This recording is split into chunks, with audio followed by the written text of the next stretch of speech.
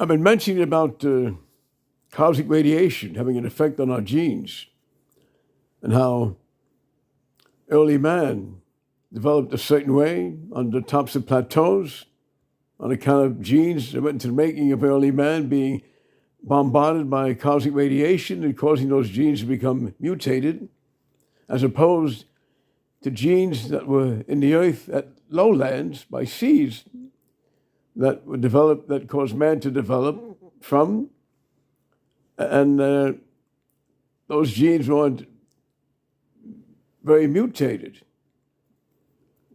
resulting in man developing at lowlands looking different than man developing at the tops of plateaus from genes that were more bombarded by cosmic radiation,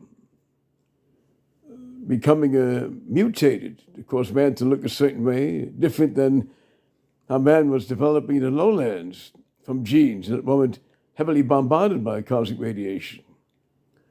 And I mentioned about that the genes have been affected by ultraviolet radiation the past 30 years. That's been coming through the ozone layer on account of the ozone layer being destroyed.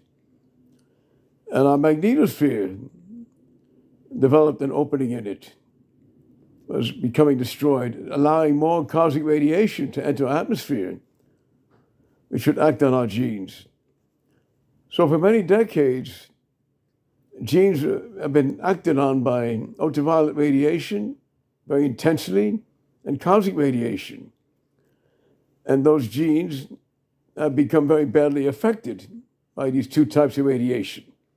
And I believe they had a bad effect on genes, causing offspring over the past 20 years or so to develop with deformities and causing